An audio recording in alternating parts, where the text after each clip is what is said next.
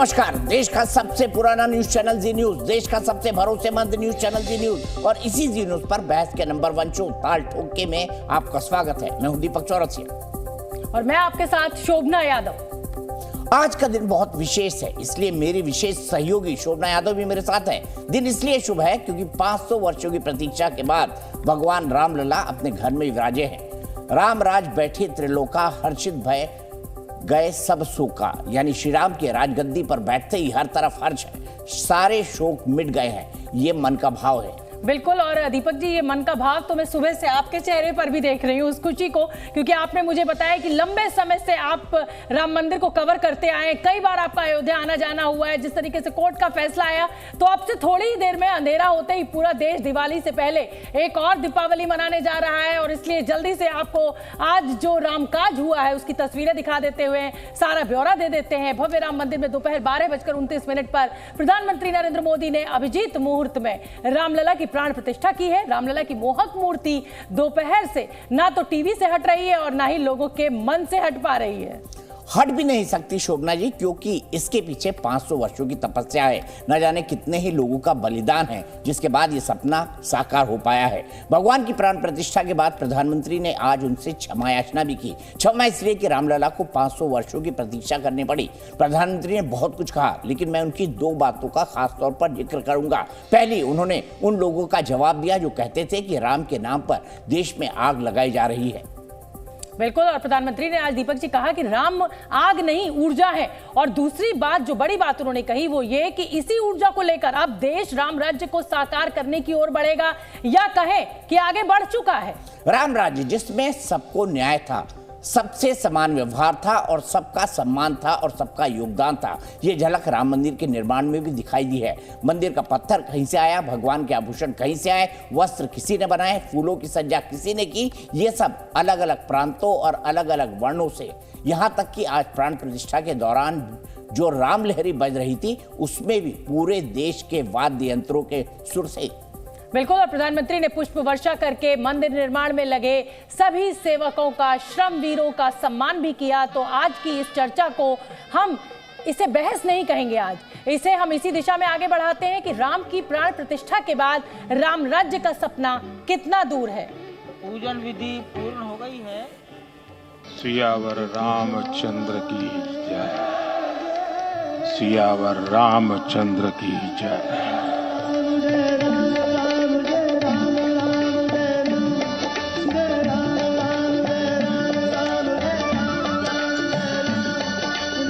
सदियों का अभूतपूर्व धैर्य, त्याग और तपस्या के बाद हमारे प्रभु राम आ गए।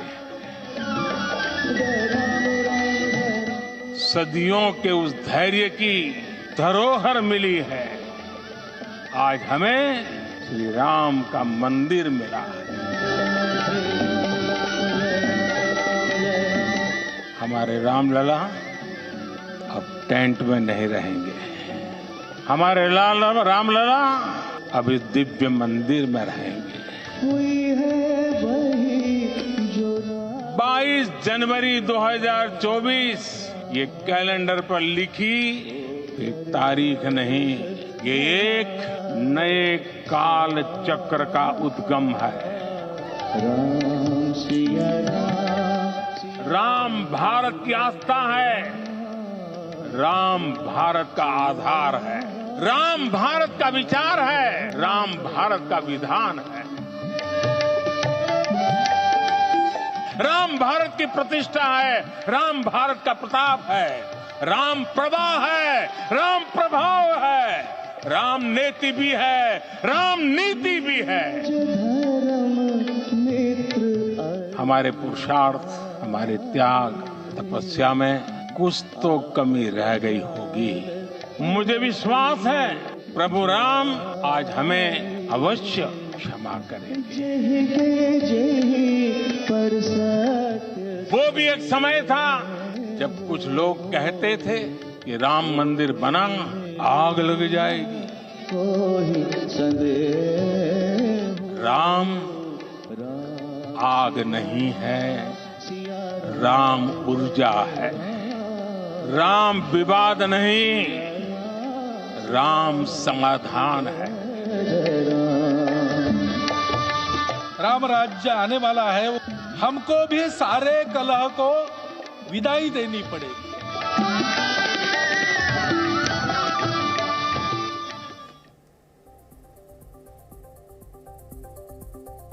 तो राम से राम राज्य की तरफ जाने की बात प्रधानमंत्री नरेंद्र मोदी कह रहे हैं और कुछ ऐसा ही दिखाई दिया। आज 8000 वीवीआईपी मेहमान अयोध्या आकर गए हैं। पूरे देश में शांति है, कहीं कोई चीख चिल्लाहट नहीं, कहीं कोई उत्तेजक नारा नहीं। और ये धीरज, ये धैर्य, ये संभव हो सकता है जब आप शांति से सनातन की बात करें। इसी पर बात करने के लिए मेरे साथ कौन से खास मेहमान हैं? मेरे साथ विवेक श्रीवास्तव जी हैं, लेफ्ट के नेता हैं। मेरे साथ किशोर तिवारी जी हैं, नेता हैं शिवसेना उद्धव बाला साहब ठाकरे गुट के। मेरे साथ विनोद बंसल जी हैं, प्रवक्ता है विश्व हिंदू परिषद के। लेकिन सबसे पहले शोभना जी, आज सबसे पहले सियावर रामचंद्र की जय। देखिए, ये दीपक जी ने अपनी लाइन बदल ली है। जब हमने सुबह शो शुरू किया 8 बजे तो दीपक जी बोले जय श्री राम और मैंने कहा जय सिया राम। अब प्रधानमंत्री नरेंद्र मोदी ने भी यही कहा है कि सियावर रामचंद्र की जय। तो विवेक श्रीवास्तव जी, आप भी बोल दीजिए सियावर रामचंद्र की जय। नहीं, जो राम को पूजने वाले हैं उनको हमारी शुभकामना है। बहुत अच्छी बात है, प्राइम मिनिस्टर ने आज अच्छा बोला। छोड़िए विवेक जी, आज एक काम करिए, बस आज सिर्फ एक काम करिए विवेक भाई, आज सिर्फ एक काम करिए। तो आज आप लेफ्ट को मानते हो पर थोड़ा सा राइट आइए। सुधांशु जी भी जुड़ गए हैं। सुधांशु जी, सिर्फ 1 मिनट के लिए विवेक श्रीवास्तव जी से एक सवाल पूछ लेना चाहता हूं मैं। विवेक श्रीवास्तव जी, आज लेफ्ट को छोड़िए, राइट में आइए। घर में शाम को एक दिया जलाइए, रामोत्सव को मनाइए। विवेक श्रीवास्तव जी, भूल जाइए लेफ्ट को। नहीं, देखिए वो ठीक कुछ घंटे के लिए भूल जाइए, कल फिर वापस आ जाना बहस करने के लिए हमारे साथ। मैं भावनाओं की बहुत इज्जत करता हूँ, आपके भक्ति भाव की भी इज्जत करता हूँ। और आप जो कह रहे हैं जिस भाव से, वो भी बहुत अच्छी बात है, इसमें कोई दो राय नहीं है। बस यही है कि आगे अगर प्रधानमंत्री बढ़ें और किसी तरीके से डेवलपमेंट की राजनीति पे चुनाव भी लड़ें, हम तो ये चाहेंगे। राम राम रहें, राम की पूजा हो, राम के हिसाब से राम राज्य की आप स्थापना जरूर करिए। आप दिया नहीं लगाएंगे? यही एक अपील है प्रधानमंत्री से भी। आप दिया नहीं लगाएंगे? वो तो देखिए पारिवारिक चीजें हैं।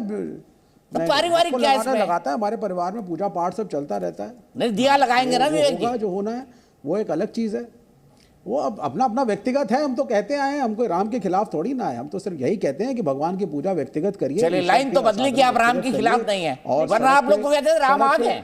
बिल्कुल, अयोध्या में मंदिर बना तो आग लग जाएगी। सुधांशु त्रिवेदी, 90 का दशक याद करिए भाई। अब आपने तो नहीं, आसाम में तो आपने राहुल गांधी को आज मंदिर में घुसने नहीं दिया। यही सवाल से शुरू करते हैं। सुधांशु जी, देखिए, आप आसाम में राहुल गांधी को मंदिर नहीं जाने दे रहे हैं। सुधांशु जी, राम राज्य की शुरुआत की बात की जा रही है प्रधानमंत्री नरेंद्र मोदी के द्वारा, और एक विपक्षी पार्टी के नेता को आप मंदिर में नहीं जाने दे रहे हैं, तो ऐसा कैसे राम राज्य आएगा और ऐसा कैसा राम राज्य? वैसे राहुल जी भी आज राम भजन ही गा रहे थे बाहर बैठ के।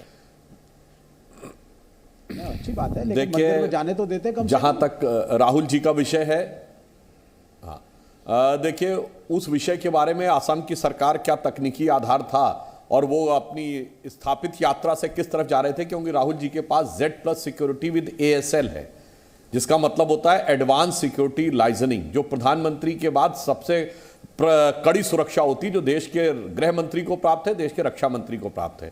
तो उसमें आप अपना स्थापित रूट एकदम से नहीं बदल सकते, क्योंकि आपका जहां जहां मूव करते हैं वहां का एरिया भी सैनिटाइज किया जाता। तो क्या तकनीकी कारण था? मगर राहुल गांधी जी की तो साहब पार्टी ने तो तमिलनाडु में उनके गठबंधन की पार्टी ने सब कुछ बैन कर दिया कि मंदिर का में प्रसारण नहीं होगा, प्राइवेट मंदिर में भी LED के ऊपर नहीं होगा, मंदिरों में नॉर्मल पूजा व्यवस्था के ऊपर तमिलनाडु की सरकार ने रोक लगा दिया। और उसके बाद ये लोग कहते हैं कि अभी भी इनके मन में भक्ति है। तो भाई मुझे समझ में नहीं आता, आसाम में भक्ति है या तमिलनाडु में भक्ति है, या दोनों तरफ बहुला भक्ति? प्रदेश में तो वास्तविकता में कहीं भी भक्ति नहीं है। और कर्नाटक में पूरी पूजा पाठ का आयोजन किया गया। मैं इसी बिंदु के ऊपर आ रहा हूं। देखिए, एक स्थिति यह होती है कि कमलनाथ जी मध्य प्रदेश के चुनाव में तो एक प्रकार से प्रकारांतर से हिंदू राष्ट्र के विषय का भी समर्थन कर देते हैं, और तमिलनाडु में इरेडिकेशन ऑफ सनातन धर्म की कॉन्फ्रेंस कर लेते हैं, यानी हिंदू धर्म के समूल नाश की कॉन्फ्रेंस कर लेते हैं। ये जो इतने बदलते हुए चेहरे हैं, जैसा कि अभी आपने कहा कि कर्नाटक में चेहरा कुछ और है और तमिलनाडु में कुछ और है, इसीलिए कहा गया है कि निर्मल मन जन सो मोहि भावा, मोहि कपट छल छिद्र न भावा। तो भगवान राम कहते हैं कपट छल छिद्र मत करो, निर्मल मन से हमको भजो और सब प्राप्त होगा। और तो इसलिए मैं अपने विपक्षी साथियों को भी पुनः रामचरितमानस की दूसरी पंक्ति बताना चाहता हूं, अजहु तात भज तज कुटिलाई, राम भजे गति कही नहीं पाई। ये जानते कब कहा गया था? जब रावण को पता लग गया था, सब कुछ समाप्त हो गया था, अंतिम दिन का युद्ध बाकी था, यानी तब ये कहा गया अब तो मान लो कि भगवान है, अब अपना हट छोड़ दो, अहंकार छोड़ दो, युद्ध मत करो। मगर वो तब भी नहीं माना था।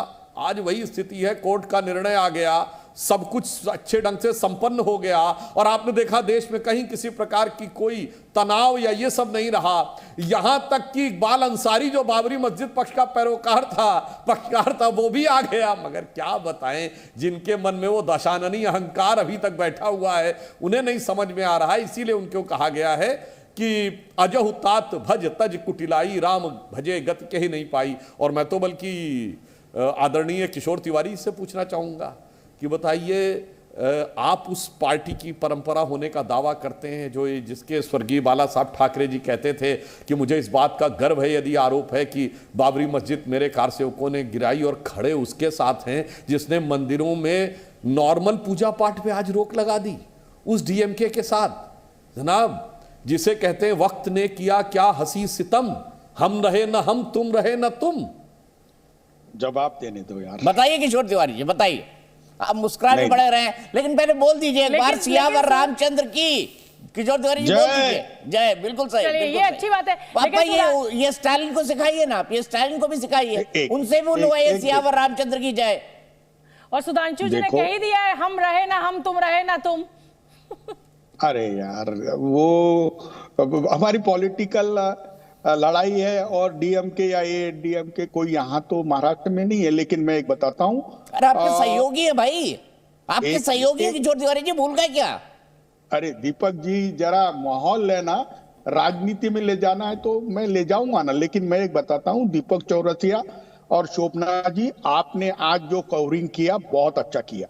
और मैंने आपके थ्रू ही पूरा लाइव देखा और बहुत अच्छा कार्यक्रम हुआ। और मैं सुधांशु जी आपका अभिनंदन करना चाहता हूं कि देश में राम लहर आपने लाई, और हमने भी पंचवटी में महाआरती भी करेंगे और दिवाली भी मनाएंगे। एक अच्छा समय है। बाला साहेब का सपना आज पूरा हुआ। लेकिन है ना, जो डीएमके की सरकार कर रही है या कुछ कर रही है, उसकी मैं भर्त्सना भी करता हूँ, निंदा भी करता हूँ। ऐसे किसी भी हिस्से में कट्टी नहीं करेंगे, उनसे दोस्ती रखेंगे, अरे मिल के चुनाव लड़ेंगे। अरे भाई, चुनाव अलग है। वो देखो, धर्म और राजनीति इसको थोड़ा अलग रखो। सुधांशु त्रिवेदी जी, ये शिवसेना के नेता बोल रहे हैं। अरे सूरज आज किधर से निकला था किशोर तिवारी जी? पश्चिम से निकला था सूरज। शिवसेना वाले बोल रहे हैं धर्म और राजनीति को अलग रखो। अरे किशोर तिवारी जी, आज कुछ गड़बड़ लग रहा है मुझे। राम की जय भी बोल रहे हैं, पूरा नहीं करने दे रहे, एक वाक्य भी पूरा नहीं करने दे रहे। अब आप ऐसी बातें कहेंगे तो मैं क्या करूंगा, बताइए ना। अरे नहीं, देखो, मैं एक धर्मावलंबी भी हूं और कुशल राजनेता भी हूं, तो मैं मेरी बात पूरी रखूंगा। सुधांशु, और आप संघ के स्वयंसेवक भी हैं, और एक बार का स्वयंसेवक हमेशा का स्वयंसेवक, ये आपने खुद कहा। आज, अरे यार, मुझे आज भी गर्व है और मैं उसका गर्व हरदम ही रखूंगा। और मैं देखिए, विवेक श्रीवास्तव जी संघ वाले आपके अलायंस में हैं, इंडिया अलायंस में। अरे रुको ना, मैं बता रहा हूँ सुधांशु त्रिवेदी जी से बहुत इंपॉर्टेंट बात कर रहा हूँ कि राम काज तो हो गया, राम मंदिर आ गया, उसका तुमको मैच्योर्ड रहो या प्री मैच्योर्ड रहो, लेकिन मैं अभिनंदन करूंगा। लेकिन सुधांशु जी, अब राम की बात हो गई, रोजी की बात कम होगी। आपने जो एग्रेरियन क्राइसिस या रूरल इकोनॉमिक्स आपका बराबर नहीं है। मैं सुधांशु जी, आप जितने बड़े बड़े दावे करते, आप है ना, इसके बाद तो भी अब हमारे मोहन भागवत जी ने कहा है कि राम राज्य आ गया, तो अपनी इकोनॉमिक पॉलिसी के ऊपर इस कोर इशू को, एग्रेरियन क्राइसिस हो गया या फिर रूरल इकोनॉमिकल डेवलपमेंट होगा, इस पर, या रोजगार के अवसर हो गए, या स्वास्थ्य और शिक्षा हो गया, इस पर तुम कब काम करोगे? सुधांशु जी, अब 9-10 साल तुम्हारे गए, एक गोल्डन चांस था। चलो राम के भरोसे एक आध बार और चांस मिल जाए, लेकिन मैं तुमको बोल रहा हूं, मतलब आप बोल रहे मोदी जी जीतेंगे, बोल दिया किशोर तिवारी जी ने, तीसरी बार चांस मिल जाए। थैंक यू किशोर तिवारी जी, आपने सुधांशु जी का काम कर दिया। विवेक भाई ये तो देखिए बिना लड़ाई न हार मान ली, ये बोल रहे तीसरी बार भी मिल जाए राम के सहारे। नहीं वो विवेक श्रीवास्तव जी देखिए तीसरी बार मिल जाए राम के सहारे, वो एक स्लिप ऑफ टंग है, स्लिप ऑफ टंग। नहीं वो किशोर जी का छोटा सा स्लिप ऑफ टंग था, वो ये नहीं कह रहे थे।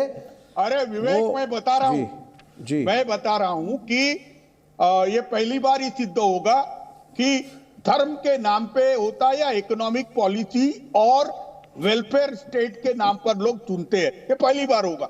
लेकिन सुधांशु त्रिवेदी जी, इकोनॉमिक पॉलिसी में क्या गलतियां हुई 10 साल के अंदर, चलिए किशोर जी आप रिपीट करें किशोर जी। वैसे मैं आपको बता दूं, मुझे लगता है सुधांशु त्रिवेदी से एक बार राम राज्य की परिभाषा हमें जरूर पूछ लेनी चाहिए, वो भी पूछेंगे। वैसे मैं किशोर तिवारी जी को बता दूं, किशोर तिवारी जी आज भगवान राम जी का जो कार्यक्रम हुआ, इसके आसपास आपको पता है कितने का कारोबार हुआ है? 1 लाख करोड़ एस्टिमेटेड है और ये 5 लाख करोड़ तक जा सकता है। सुधांशु त्रिवेदी जी आपका जवाब, किशोर तिवारी जी ने गंभीर मुद्दा उठाया है एग्रेरियन क्राइसिस का और रोजगार का। कितनी गंभीरता है कि किशोर तिवारी जी उन लोगों के साथ खड़े हैं जिन्होंने 40-45 साल इस देश की ग्रोथ रेट 2% से ऊपर नहीं रही। किशोर जी, मजाक उड़ाया जाता था भारत का कि ये 2% से ऊपर कभी ग्रो ही नहीं कर सकते क्योंकि ये हिंदू रेट ऑफ ग्रोथ है, और औसत महंगाई की दर 10% के आसपास रहती थी। यानी ग्रोथ रेट से 4 से 5 गुना महंगाई दर रहती थी 50 के दशक से लेकर 80 के दशक तक। और जब से हम आए, यानी जिसको आप कह रहे हैं कि मूल मुद्दे की बात करें, सदैव अटल जी की सरकार हो या मोदी जी की सरकार, ग्रोथ रेट ऊपर और महंगाई की रेट नीचे। आप पिछले 10 साल और इस 10 साल में देख लीजिए। लेकिन सुधांशु जी, आरोप आपके ऊपर ये लगता रहा है कि आपने जीडीपी कैलकुलेट करने का फॉर्मूला ही बदल दिया, ये आरोप भी आपके ऊपर लगता है, इस पर क्या जवाब? पे आ रहा हूं, देखिए मैं उसका भी जवाब दे रहा हूं पूरा एहतियातमक। हमने बदल दिया तो ये आईएमएफ ने 5वीं बड़ी अर्थव्यवस्था हमें ऐसे हवा में बना दिया। मतलब इतनी बातें जो विपक्ष कहने का प्रयास करता है, इस बात को लेकर बहुत मन में विचित्रता उत्पन्न होती है। और चलिए दूसरी बात ये बताइए, 37 किलोमीटर पर डे सड़क बन रही है, तो ये कौन बना रहा है आके? आज प्रधानमंत्री जी ने क्या कहा कि चंद्रयान से लेके हमने आईएनएस विक्रांत बना लिया जो विमान वाहक पोत था, ये कौन बना रहा है? अगर भारत के 7.5 करोड़ परिवारों के पास ऑटोमोबाइल आ गए, ये कौन बना रहा है? अगर 41 लाख लोगों ने पिछले ही 1 साल में 4 व्हीलर खरीदी है तो किसने बनाया? ये सब हवा में बन गए। अरे जनाब, अगर आप सोचिए कि अगर हम दूसरे बड़े मोबाइल के मैन्युफैक्चरर बने तो कौन बना रहा है? 74 नए एयरपोर्ट कौन बना रहा है? 24.82 करोड़ लोग मल्टी डायमेंशनल पॉवर्टी से बाहर निकले। इसलिए मैं कह रहा हूं किशोर जी, चश्मा उतारो फिर देखो यारो, दुनिया नई है चेहरा पुराना, दुनिया बहुत बदल गई है। ये फॉरेन एक्सचेंज का तो फार्मूला नहीं होता ना, 620 बिलियन डॉलर हो गया। और जब ये ढांचा था, एक लाइन कह दूं, जब ये ढांचा था, एक लाइन सर, जब ये ढांचा था तो फॉरेन एक्सचेंज रिजर्व 1 बिलियन के नीचे था, सोना गिरवी रखा जा चुका था। मैं दर्शकों से कहता हूं चेक करिए, 1991 अप्रैल 2 बार रुपये का डिवैल्यूएशन हुआ, अगस्त और सितंबर 1991। उसके बावजूद भी महंगाई की दर 17%, बेरोजगारी प्रचंड, अर्थव्यवस्था तब ये मस्जिद की बातें करते थे दीपक चौरसिया जी। और आज जबकि हम G7 में सबसे हाईएस्ट ग्रोथ रेट के साथ हैं और इतनी सारी चीजों के साथ, तब ये कहते हैं विकास की बात। जनाब, विकास मंदिर के साथ आगे बढ़ा है। आज 620 बिलियन डॉलर का फॉरेन एक्सचेंज रिजर्व है, इसका तो कोई फार्मूले की जरूरत नहीं ना, ये तो साफ दिखाई पड़ रहा है। इसलिए मैं कह रहा हूं, यथार्थ हो या परमार्थ हो, दोनों का मार्ग राम के मार्ग से ही प्रशस्त होता है। गांधी ने भी राम राज्य कहा था और मोदी जी भी राम राज्य की तरफ ही देश को ले जाना चाहते। किशोर जी, आप जवाब दे दीजिए और फिर सुधांशु त्रिवेदी, मैं इस राम राज्य की परिभाषा समझना चाहती हूं कि जो आगे प्लान बताया गया है प्रधानमंत्री मोदी के द्वारा, वो आपके हिसाब से क्या है राम राज्य की परिभाषा? लेकिन उससे पहले किशोर जी का जवाब सुन लेते हैं। बोलिए किशोर जी। किशोर तिवारी जी ने चश्मा उतार दिया वैसे। देखो, चश्मा उतार के जवाब देंगे। नहीं, चश्मा उतार के जवाब दीजिए आप। सुधांशु जी, अच्छे लग रहे हैं, स्मार्ट लग रहे हैं आप। अरे मैं हुई स्मार्ट यार, वो सुधांशु का चेहरा उदास लगता है क्योंकि उन्होंने बुलाया ही नहीं गया था आज। मैं आज बता रहा हूं सुधांशु जी, एक बात सुनो कि जीएसटी 1,76,000 करोड़ हो गया, पर मंथ का कलेक्शन। मैं ये सब अचीवमेंट और डेवलपमेंट को डिनाई नहीं करता हूं, हम आपके ही पार्टनर थे ना, लेकिन मैं बात करता हूं कि जब मैं देहातों में जाके देखता हूं तो मुझे ये रिफ्लेक्ट नहीं होता है। किसानों की आत्महत्या कम नहीं हुई, वहां पर मनी फ्लो रूरल इकोनॉमी में आ नहीं रहा, क्रय शक्ति बढ़ गई, लेकिन लोगों के पास पैसे की बहुत अड़चन है। मुझे लगता है कि इस पर एक बार बोलो आप कि 140 करोड़ के देश के में आप क्या टूरिज्म से इकोनॉमी बदलोगे? देखो, भारत के सामने एक तो अर्बन मासेस की डेवलपमेंट का मॉडल है, दूसरा रूरल इकोनॉमी का है। मैं अभी बात करता हूं कि आज जो 5000 लोग थे उनके पास भारत की 97% संपत्ति और संसाधन है। मैं तुमको बता रहा हूं, यह डिस्पैरिटी हमको दूर करनी पड़ेगी। हमें ये 2% लोगों के पास एटलीस्ट इनके पास। अरे किशोर जी, यही तो बात प्रधानमंत्री मोदी कह रहे हैं ना कि राम राज्य आएगा तो ये सब कुछ ठीक हो जाएगा। यही प्रधानमंत्री मोदी कह रहे हैं। सुधांशु जी बताइए किशोर जी को राम राज्य की परिभाषा और कैसे जो इन्होंने आप पे आरोप लगाए वो सब दूर हो जाएंगे। 2050 तक बोल रहे हैं। बिल्कुल मैं जवाब देता हूं जी। बिल्कुल मैं जवाब देता हूं।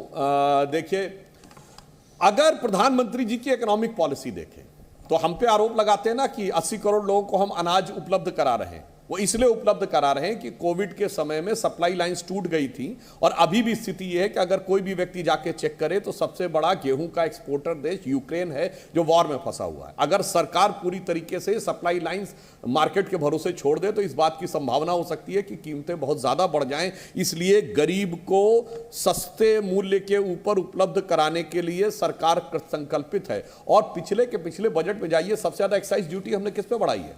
प्रीशियस आइटम्स पे, जेम्स एंड ज्वेलरी पे, यानी हीरे जवाहरात पे, मणिमाणिक के ऊपर बढ़ाया जो सबसे अमीर लोग प्रयोग करते हैं। और किशोर जी तुलसी ने रामचरितमानस में राम राज्य के आर्थिक नीति के बारे में लिखा है, मणिमाणिक महंगे किए सहजे तृण जल अनाज, यानी मणिमाणिक महंगे किए और अनाज को सहज उपलब्ध कराया।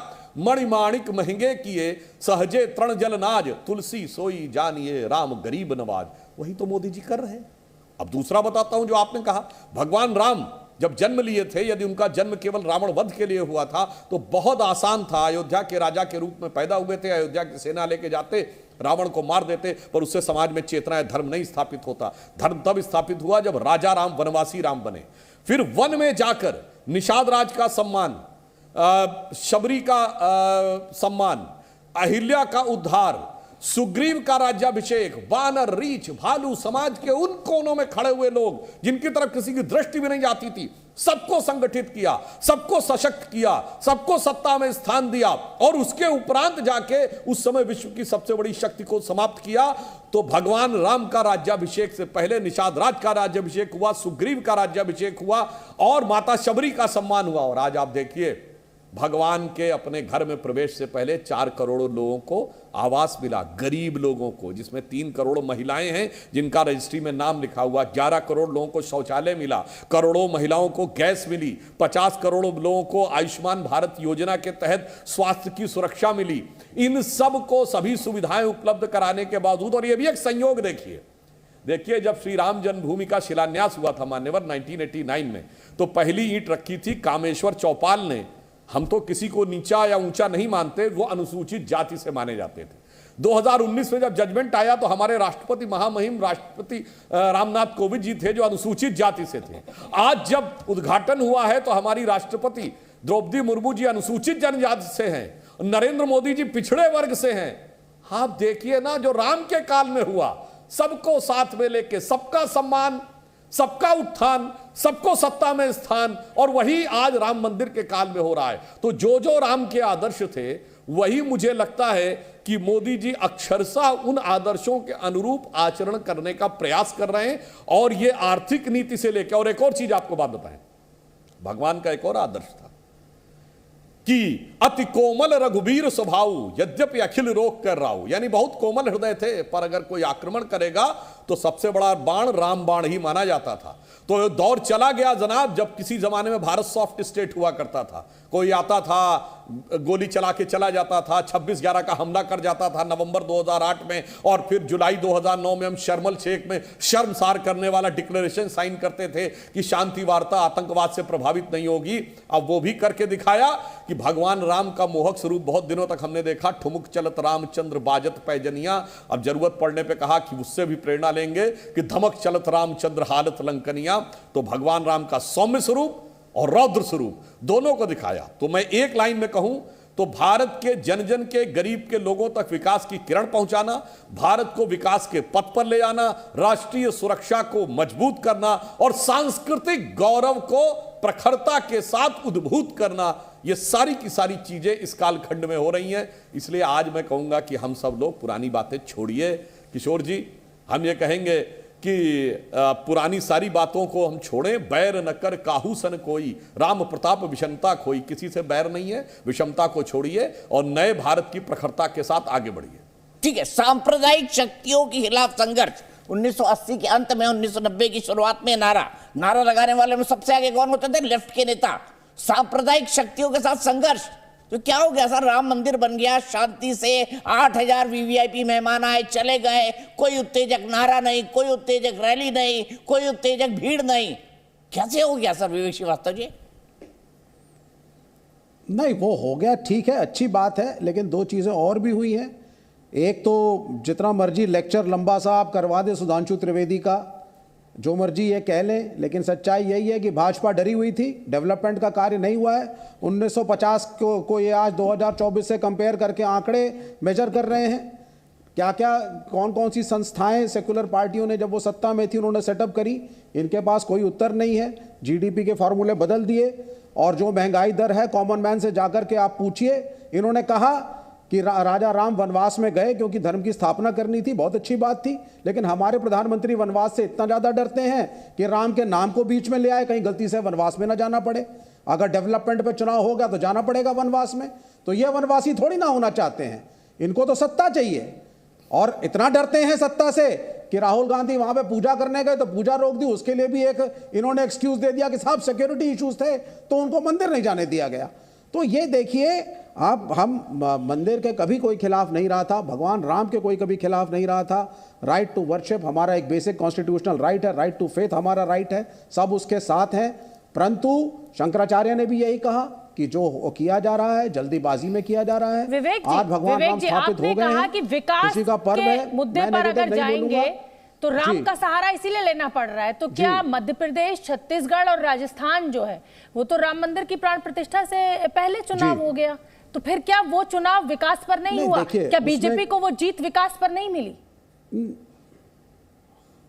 देखिए, उसमें कई और बातें थी। INDIA घटक दल इकट्ठे नहीं थे, हमारी अपनी कुछ मिसअंडरस्टैंडिंग्स थी, कई और विषय उसके अंदर थे, तो मैं उस पर नहीं जाना चाहूँगा।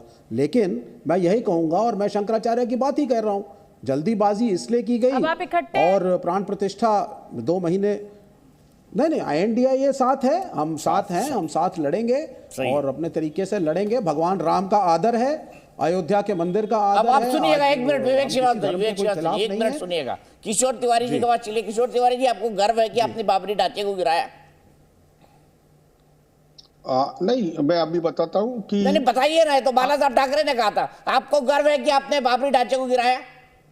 अरे भाई, मैं वहां था ना, मैं था, और मुझे प्रमोद महाजन जी, जिनका नाम आज दिया नहीं गया, वो प्रमोद महाजन जी बोल रहे थे लाल कृष्ण आडवाणी जी से कि ये सब महाराष्ट्र से आए हुए लोग थे और बहुत एग्रेसिवली ये 150 लोग तो चढ़ गए ऊपर और गिराया, तो शिवसैनिकों ने गिराया, यह बात सत्य है। और बाला साहब ठाकरे ने गर्व है ना आपको इस बात का? अरे गौर तो रहेगा ही, क्योंकि देखिए सीधे विवेक जी के बात चलते हैं। विवेक जी, इनको गर्व है कि इन्होंने बाबरी ढांचा गिराया? हाँ ठीक है, वो उनका अपना एक मत है।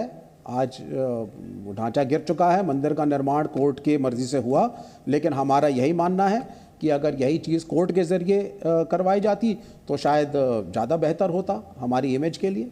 हम तो सिर्फ यही कहेंगे, अगर निराश लग रहे हैं भाई, करवाएं, हमारा सम्माननीय कोर्ट है।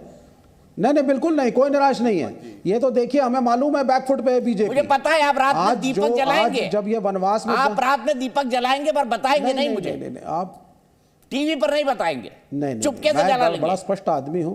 नहीं, ऐसा नहीं है। देखिए, बात दीपक जलाने ना जलाने की नहीं है।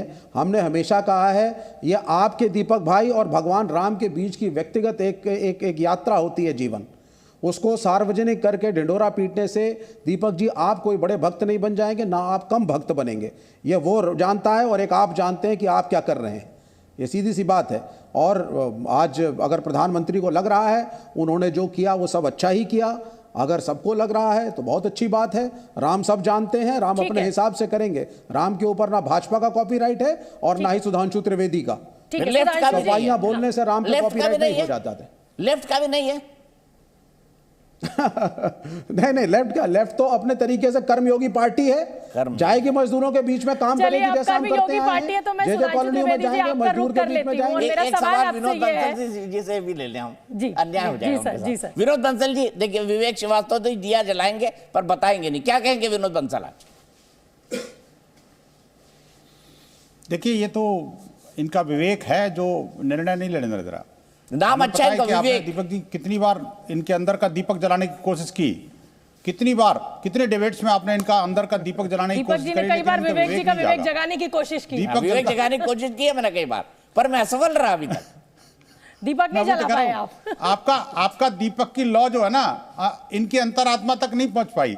ये दीपक तो जलाएंगे लेकिन खुद जल जाएंगे, ये इनको चिंता है। एक्चुअली दीपक जलाएंगे घर पे, इन माता पिताजी जरूर जलाएंगे इनके, लेकिन अगर दीपक जलते हुए दिख गया तो इनकी लंका जल जाएगी। डर इस बात का है इनको। खैर कोई बात नहीं, अभी उत्साह का समय है, आनंद का उत्सव है, और ये जो आनंदोत्सव है मुझे लगता है वो इनके भी जीवन में प्रकाश लाए। विवेक जी के अंदर का भी दीपक जले और ये भी विवेकहीन ना हो करके विवेकशील बने, मेरी शुभकामनाएं। दीपक जी, अभी जो है ना, जो संपूर्ण विश्व आह्लादित है, आनंदित है, मुदित है राम जी के वापस लौटने पर, तो मुझे लगता है कि सभी लोगों को हर्ष के साथ में अब रामत्व की ओर लौटना है, राम की ओर लौटना है।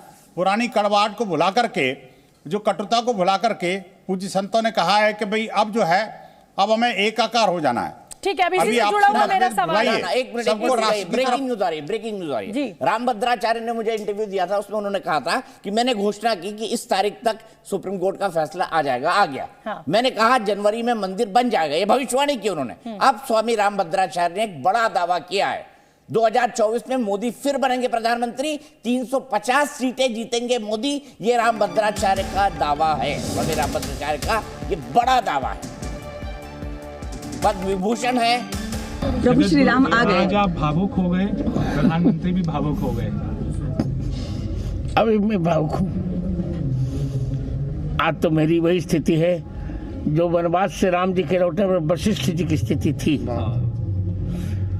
इससे अधिक क्या कहूँ। सीताराम भैया। प्रधानमंत्री जी ने आपसे क्या कहा, आपने क्या आशीर्वाद दिया उन्हें? उन्होंने कहा, कहिए महाराज। हमने कहा आनंद है, आपका मंगल हो। आप देखा नहीं प्रसाद मेरा हाथ में जाते हुए उनको? जी, आपका आशीर्वाद ले रहे थे, फिर आपने क्या कहा, कैसे? यही कि प्रसन्न रहिए, सफल होइए। 24 का चुनाव जीत जाएंगे महाराज। 350 सीट से ऊपर आएगी। ठीक है, तो 350 सीट। एक सवाल किशोर तिवारी जी से पूछना चाहता हूँ। किशोर तिवारी जी दिल से बोलिएगा, आएंगे तो मोदी। देखिए, मैं जनता के विवेक पे छोड़ता हूं, लेकिन रामभद्राचार्य जी को मैं आपने भी विवेक जी में डाल दी बात। अरे मैं एक भी पूरी बात करूं। दीपक जी, मुझे है ना तुम्हारा लाइव कवरेज देख रहा था, यजमान कौन था ये मालूम नहीं, और महाराष्ट्र से सुधांशु जी हमारे सरकार में के जो कोई नेता दिखा नहीं, और मेरे मित्र नितिन गडकरी जी भी दिखे नहीं, और सुधांशु जी भी दिखे नहीं। क्या हो गया मालूम नहीं।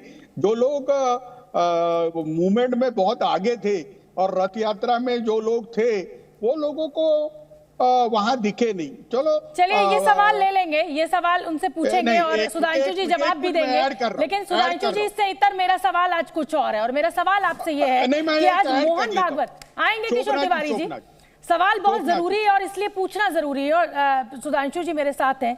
सुधांशु जी, मोहन भागवत ने आज कहा कि छोटी मोटी कलह को समाप्त कर कर आगे बढ़ना है, क्या इसे काशी मथुरा पर इशारे के तौर पर देखा जाए या इसका कुछ और अर्थ है, तो आप बताइए।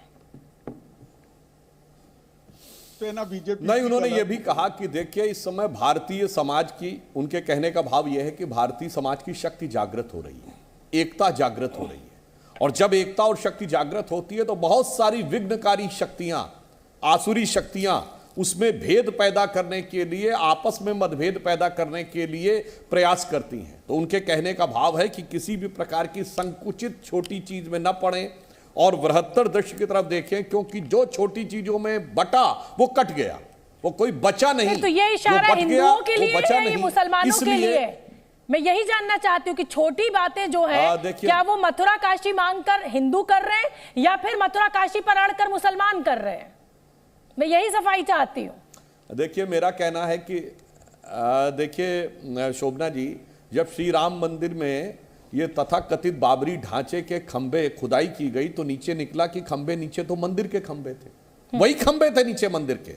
ऐसा नहीं कि मतलब कोई अलग से बनाई गई थी, उन्हीं पिलर्स के ऊपर मस्जिद बना दी गई थी। तो मैं ये कहना चाहता हूं कि जो लोग को लगता है ऊपर से उनका ढांचा बाबर से जुड़ा है, अंदर जाइए वो रघुबर से जुड़ा हुआ है, बाबर का कोई आधार नहीं है बीच में। तो इसलिए मुस्लिम समाज के लिए भी एक सकारात्मक पहल की आवश्यकता है, जो 1949 के बाद 12 साल तक मुस्लिम वर्ग पक्षकार ही नहीं बना था, उसने मुकदमा ही नहीं दर्ज किया था टाइटल सूट के ऊपर, क्योंकि उनमें एक बहुत बड़ा वर्ग था जो ये मानता था कि हमें इस चक्कर में नहीं पड़ना चाहिए। पर क्या बताएं, उस समय ये लेफ्टिस्ट सेक्युलरिस्टों ने जाके उनको भड़काया था, और 1980 के दशक में जब राम मंदिर का मुद्दा उठा तब के मोहम्मद ने अपनी किताब में लिखा है कि एक बहुत बड़ा मुस्लिम वर्ग था जो फिर ये मानता था कि हमें इस चक्कर में नहीं पड़ना चाहिए। फिर कम्युनिस्टों ने आके उनको समझाया, सेक्युलरिस्टों ने, कि तुम्हारा केस बड़ा स्ट्रांग है और तुम्हें लड़ना चाहिए। तो मुझे लगता है कि इन बातों से अलग हटकर, और मैं एक और बात कहूंगा, मोहन भागवत जी ने एक और बात कही कि मोदी जी तो तपस्या कर रहे हैं, हम सबको क्या करना होगा। देखिए मोदी जी ने 11 दिन तपस्या की है, और राम का काज वही कर सकता है जो तपस्वी हो। देखिए हनुमान चालीसा में क्या लिखा है तुलसीदास जी ने, सब पर राम तपस्वी राजा, तिनके काज सकल तुम साजा। तो जो तपस्वी राजा है वही भारत का सही मार्ग प्रशस्त कर सकता है।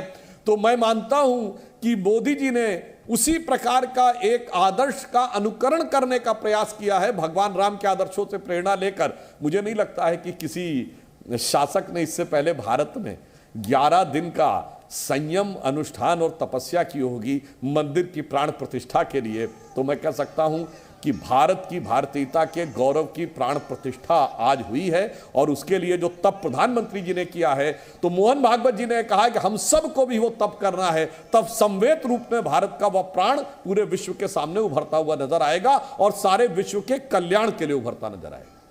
ठीक है किशोर तिवारी जी, आप कुछ जोड़ना चाहते हैं पर आपने बताया नहीं, मेरे सवाल का जवाब नहीं दिया। आप भी बोलेंगे रामभद्राचार्य जी की तरह कि आएंगे तो मोदी?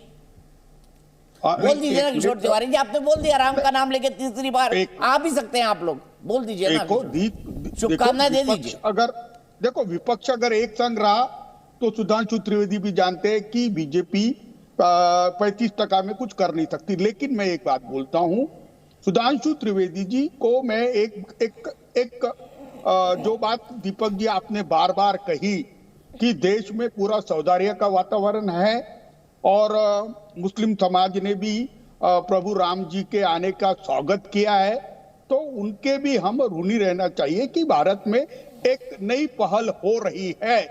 नहीं तो सुबह शाम उठकर राजनीति करना गलत बात है। मर्यादा पुरुषोत्तम राम का इतना बड़ा फंक्शन हुआ, मुझे लगता है स्वतंत्र भारत नहीं, कई दिनों के बाद मैं देख रहा हूं कि इतना बड़ा कोई सांस्कृतिक कार्यक्रम हुआ, एक धर्म की स्थापना का कार्यक्रम हुआ, जिसमें मुझे गली गली और चौराहे चौराहे में लोग अपनी आत्म प्रेरणा से प्रतिष्ठान करते हुए नजर आए। तो सही बात बोली किशोर जी, आप दिल से बोल रहे हैं। आप अब बोल दीजिए आएंगे तो मोदी, अब ये सब देखने बाद तो आएंगे तो मोदी जी ना। नहीं, मैं अभी भी बोलता हूं कि इकोनॉमिक फ्रंट पर मोदी जी ने मेजॉरिटी लोगों के एस्पिरेशन फुलफिल नहीं किए। 80 करोड़ जनता को अगर अच्छा, आपने धार्मिक कार्यक्रम देखा, अब मुझे बताइए सनातन डेंगू है, सनातन मलेरिया है, सनातन एड्स है, किशोर तिवारी जी?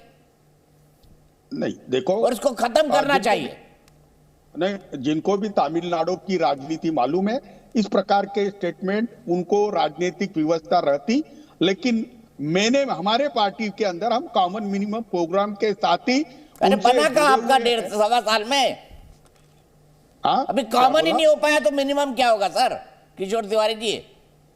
नहीं होगा तो हमने क्या ठेका लेके रखा है? नहीं होगा तो बीजेपी के साथ आ जाएंगे आप, क्या दिक्कत है किशोर तिवारी? नहीं, बीजेपी के साथ आ जाएंगे। नहीं, मैं बता रहा हूं जिस प्रकार से बाला साहब ठाकरे के बेटे को उन्होंने ट्रीटमेंट दी, मैं सुधांशु को बताता हूं कि 48 सीटें रोकने से सत्ता कैसी रुकती है ये उद्धव ठाकरे बता देंगे। और ये सत्य है, वो कितना भी टाले, हमारे जो 20-22% वोट है, ये टका वोट नहीं उनके तरफ नहीं रहते तो वो एक भी सीट चुन के नहीं ला सकते। ये महाराष्ट्र का सत्य है। और मैं अभी बोल रहा हूं कि जिस तरीके से हमारी पार्टी को तोड़ा गया, उनके बेटे को पदच्युत किया गया, इससे जनता आहत है। और राम के मामले में बीजेपी और हमें कोई डिफरेंस ही नहीं है। राम मंदिर उन्होंने बनाया क्या और हमको नहीं बुलाया तो भी कुछ फर्क नहीं पड़ता। अरे बुलाया उद्धव ठाकरे को भाई किशोर तिवारी जी, गलत जानकारी आपको प्रवक्ता के तौर पे। विनोद बंसल जी, उद्धव ठाकरे जी को बुलाया गया था कि नहीं बुलाया गया था बताइए, विनोद बंसल जी बता देंगे। गलत जानकारी देते हैं बार बार टीवी पे, विनोद बंसल जी बताइए। अरे उनको ही नहीं बुलाया दीपक जी। और देखिए ये तस्वीरें, मैं एक मिनट विनोद बंसल जी आऊंगी, उससे पहले तस्वीरें भी जरा दिखा देते हैं। ये देखिए दीपक जी, दीपोत्सव शुरू हो गया है अयोध्या में और दीपावली। ठीक है, हमारे सहयोगी बलराम पांडे भी जुड़ गए। बलराम, क्या दिख रहा है अयोध्या के घाटों पर इस वक्त?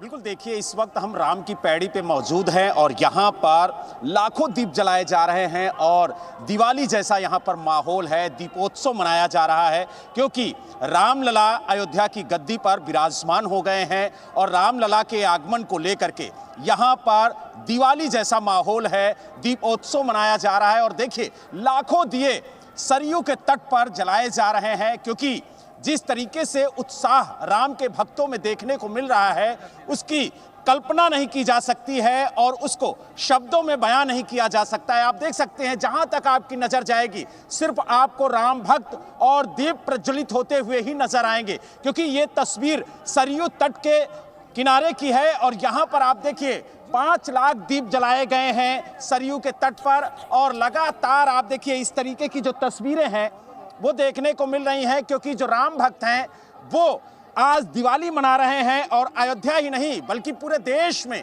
आज दीप जला करके उत्सव मनाया जा रहा है क्योंकि प्रधानमंत्री ने भी चर्चा इस समय एक बड़े दिलचस्प मोड़ पर है दीपक जी। बिल्कुल, चर्चा बड़े दिलचस्प मोड़ पर है। किशोर तिवारी जी कह चुके कि हम में और बीजेपी में कोई अंतर नहीं है, वो तो बस हो गई थी थोड़ी देर के लिए इकट्ठी। तो किशोर तिवारी जी, सुधांशु त्रिवेदी जी आज मौका दे दीजिए, इनको बुला लीजिए वापस अंदर। मुझे पता है उद्धव ठाकरे जी को बार बार बुलाया जा रहा है। देखिए, मैं तो ये कहूंगा कि अगर ये अपने हृदय में झांकेंगे और स्वर्गीय बाला साहब ठाकरे जी की जो परंपरा, अस्मिता और प्रेरणा के साथ जरा भी संबंध स्थापित करेंगे तो आपको समझने में देर नहीं लगेगी कि कौन अपना कौन पराया है। मतलब एक कहावत होती है Deepak ji, blood is thicker than water. तो हमारा इनका तो वैचारिक संबंध था, बाकी सबका तो तात्कालिक संबंध है। इसीलिए मैं कह रहा हूं किशोर जी, आपका 22% वोट था ना, दिल पे हाथ रख के कहिएगा कि वो 22% वोट इन लोगों को ट्रांसफर होगा इतनी आसानी से। इसीलिए मैं कह रहा हूं राजनीति में 2 और 2 का जोड़ हमेशा 4 नहीं होता। उत्तर प्रदेश में सपा बसपा एक हुए थे तो लगा था पूरी तरीके से हो जाएगा, परंतु ऐसा नहीं होता। क्यों? क्योंकि हमारा आपका जो वैचारिक संबंध था वो पॉलिटिकल केमिस्ट्री पे था।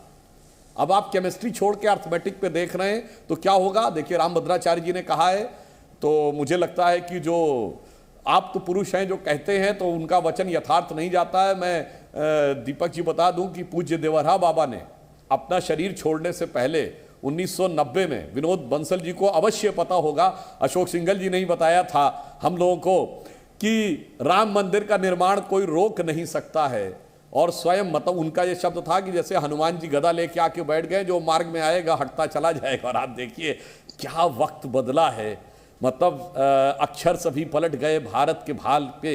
ठीक है सुधांशु जी, आपको रोकेंगे। साध्वी रिदम्बरा इस समय कुछ कह रही है, उनको सुन लेते हैं। और आज बड़ी भावुक तस्वीरें उनकी आई जिस समय प्राण प्रतिष्ठा हो रही थी, और नहीं उनसे वो हमें। सुधांशु जी कंक्लूड करिए अपनी बात को।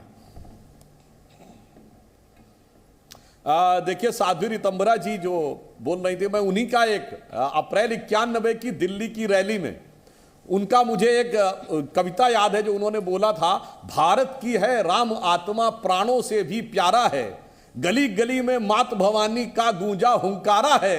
और वो कहती थी कहो गर्व से हम हिंदू हैं, साहब लाखों की भीड़ कहती थी हिंदुस्तान हमारा है। वो दृश्य मैंने अप्रैल 91 में अपनी आंखों से देखा हुआ मान्यवर। और वो रैली थी जिसमें विश्व हिंदू परिषद ने दावा किया 20 लाख लोग आए, दिल्ली पुलिस ने ऑफिशियली माना 5.5 लाख लोग आए। आज तक किसी सरकार ने दिल्ली में औपचारिक 5.5 लाख नहीं एक्सेप्ट किए थे। दिल्ली पुलिस ने धन्यवाद ज्ञापन किया विश्व हिंदू परिषद और संघ के स्वयंसेवकों को कि साहब अगर आप सपोर्ट नहीं करते तो इतनी क्राउड को हमें अपने रिसोर्सेज से बड़ी मुश्किल होती करने को। तो मुझे सपना साकार हुआ और मोदी जी ने संकल्प से सिद्धि का जो सफर था वो भी पूरा किया। आज विवेक भाई दीपक लगाइएगा तो फोटो जरूर भेज दीजिएगा, ट्वीट नहीं करूंगा मैं। जी न्यूज़।